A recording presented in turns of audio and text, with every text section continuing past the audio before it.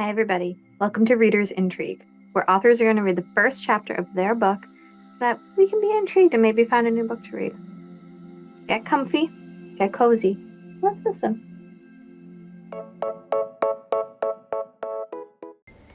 Hi everybody, my name is Michael Clark and I write horror books, and I just want to say thank you to RB Media and the Reader's Intrigue videos and YouTube posts. Appreciate you having me. I've written a book. It's called Hell on High. I'll get into that in a second, but first a little bit about myself. I grew up reading Stephen King. I know that's cliche if you're in the horror community, but he's literally my one and only influence. Maybe Thomas Harris, who wrote Silence of the Lambs, but Stephen King first and foremost. I don't try to copy him, but I think I got my love of horror from him, and childhood things like maybe Scooby-Doo or The Haunted Mansion in Disney World, that kind of thing. So I like to have fun with my horror. It's not bleak. It's certainly scary, and there are some adult-themed things in there that aren't very pleasant, but then again, it's horror, so that's where I come from. Now, what have I written? I have written 4 books so far, and the first 3 are a trilogy. It's called The Patience of a Dead Man. That's book 1. And The Patience of a Dead Man book 2 is called Dead Woman Scorned. Patience of a Dead Man book 3 is called Anger is an Acid. And you can also get those 3 in one edition. It's a nice big 3-pounder, and it's called The Patience of a Dead Man Complete. My 4th book is the one we're going to talk about today, and it's called Hell on High. And that's the image I have behind me too. This is a standalone book, and I think the best way to describe it is I'll read you the synopsis from the back cover, and then we'll talk a little bit more as I read the first couple of chapters to you. I write short chapters, that's why I'm going to read 2. Hell on High. Prepare for adventure as Juliana, a 19-year-old Brazilian, finds herself forced to run from an occult overlord, leaving her sister in peril. Temporarily safe, Juliana works to save money for Vilma's rescue, and along the way meets Patrick, a rich boy mountain climber with friends in high places. Angus Addison wants to see his corporate flag on the summit of Mount Everest, carried there by the first woman in history. But the Himalayas are no joke. Failure could cost both sisters their lives. Juliana weighs the risks and rewards, for even if she raises the cash, she still must figure a way to free Vilma from the same man she ran from, a man known to his disciples as the farmer. So there is the back cover synopsis. Why is the woman Brazilian? I'm married to a Brazilian. I've been to Brazil 20 plus times. I know it very well. It's not as foreign as you might think if you're, an American. They grow up watching our movies and so forth. And I know more about it than I do something like New Orleans. There's some black magic in this book. And, I know more about Macumba, which is the Brazilian black magic, than I do things like voodoo. So with that, let's start the first 2 chapters of the book.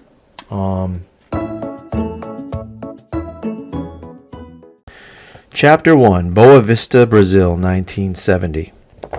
Carlos da Silva died on the table. Yet another case of septic shock. Dr. José Machado, Dr. Silva's captor, bellowed in frustration as the soul left the remains. Dr. Zé, as his legitimate patients called him, shook his head. No one was there. No one was here to help. No assistants, nurses, or other doctors of any kind. Patients did not last long here, especially after they'd lost hope, and hope was the one thing Dr. Zé couldn't sell them. Agitated, Zé stepped back from the operating table and let Da Silva's body slump. The environment here was not sterile enough and never would be. This barn was wrong for his purposes, much too close to the livestock, and only separated by an unsealed wall. A new facility would have to be built from scratch, but not here, for the new construction would be noticed. Zed pulled off his gloves and cursed. Donors were hard to come by, and this one had not made it 17 days. The body was only suitable for rituals now, which did little for black magic and even less for business. Zed stared at the body, then picked up a scalpel and stabbed it twice. The gods were not helping. All right, so you can see there we've got some bad stuff going on. There's some black magic and maybe some organ farming. Chapter 2. Heading to the beach, northern Brazil, 1970. The good news about the family road trip was they were halfway through their 7-hour trip to Parnaíba and its beautiful beaches. But the bad news was their father still had several stops to make along the way.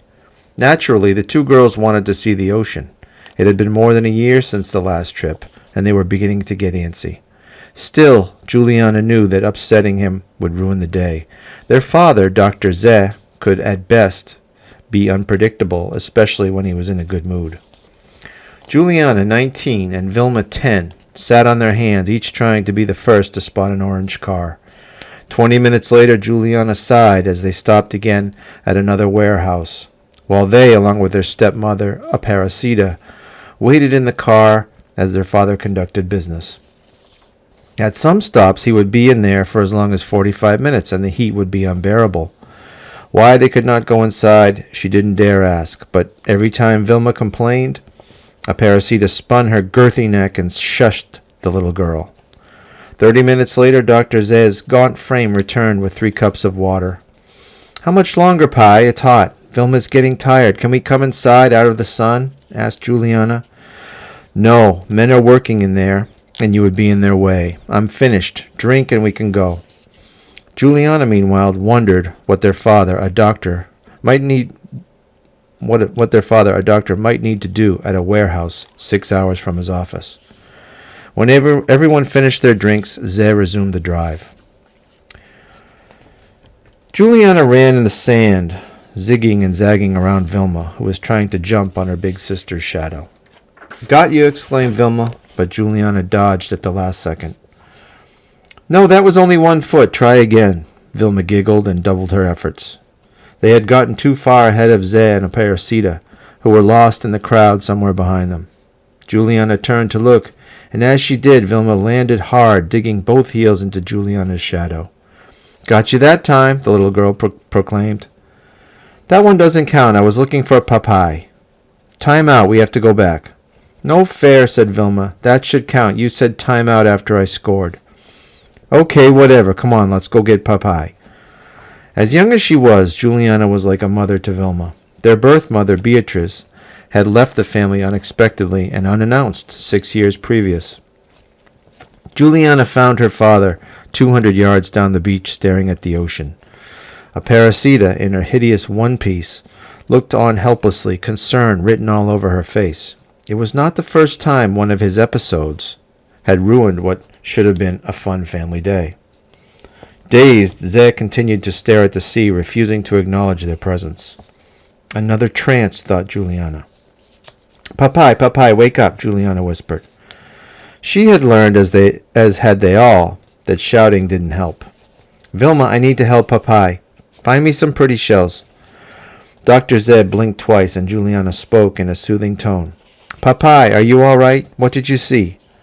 Dr. Zeh's eyes focused, and after a moment he remembered where he was. Vilma, meanwhile, splashed in the surf 20 feet away. Aparecida, helpless, did nothing but fret. "Juliana." "Yes, Papai. What did you feel? Could you tell what it was?" Juliana knew it was much better for the family when he understood the message, but this was not one of those times. Zeh struggled to grasp what he had seen. His very first clairvoyant incident had been at the age of 18 when he foresaw his own father's death. But having a vision did not always mean bad news. Sometimes the occurrences were helpful and warned him of danger. Zed had seen a police officer in the trance, but that was no surprise. He'd been dodging them for years. At the last second, however, had come the real shock. The vision had shifted to Juliana riding a bicycle, and the meaning escaped him. Although it was not guaranteed she would inherit his talent, it would make perfect sense, and having another seer in the house would be a tricky situation. I'm not sure, Juliana. I can't see everything. Tell me, did you see anything? No, Papai. I told you 100 times I don't have... Then make it 101. Have you felt anything? He was not smiling, and his temper was taking off. Have you ever sensed anything, whether you understood it or not? I was around your age the first time it happened to me. Papai, no, I promise. I've never seen anything or whatever it is you're talking about. Zed dropped his eyes. She was not lying. Unfortunately, the vision's meaning was a mystery for now, and he had no choice but to wait to figure it out. Whatever it was, he hoped to learn before the vision became reality, but that was not guaranteed either. Suddenly, Zed was very tired. Your mother couldn't handle my episodes. They were too much for her, and you know how that ended. You do a much better job, Juliana. I know. Let's not talk about our mother. Vilma is right over there. You may never have them, Juliana, but you'll let me know the minute you do, won't you? Aparecida, meanwhile, glared at her stepdaughter as if Juliana were the one to blame. Papai, don't you trust me? Dr. Zed hesitated before answering. I'm sorry. I'm just frustrated. So there are the first 2 chapters. And as you can tell, you're let in on a little secret that's not in the synopsis on the back of the book, that the overlord or the gangster, the problem person that is the antagonist of this book is her father. So thank you for listening. If anybody needs anything from me, I give out free swag.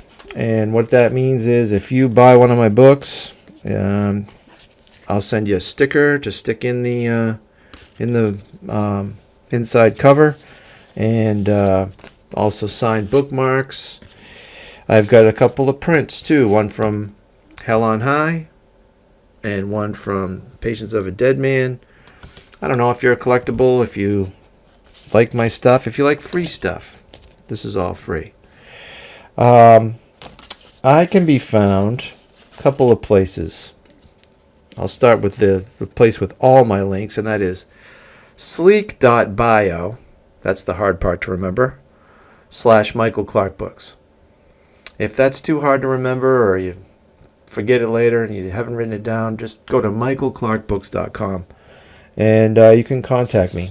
I am Michael at michaelclarkbooks.com as well. Thank you very much, and appreciate you listening. Thank you again to the amazing author that read us a story, and be sure to check out all the other amazing shows on RB Media. Till next time, bye!